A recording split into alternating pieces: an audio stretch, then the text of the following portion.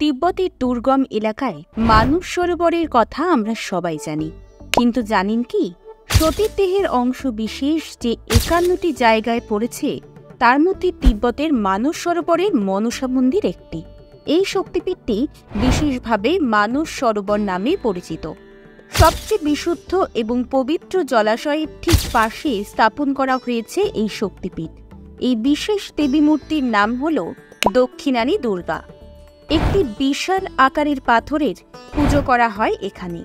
বলা হয় হিন্দু পৌরাণিক কাহিনী অনুযায়ী দক্ষযজ্ঞ পূর্বের পরে দেবী সতীর ডান হাত এই সরোবরের কাছে পড়েছিল, তাই দেবী এখানে দক্ষিণী রূপে পূজিত হন।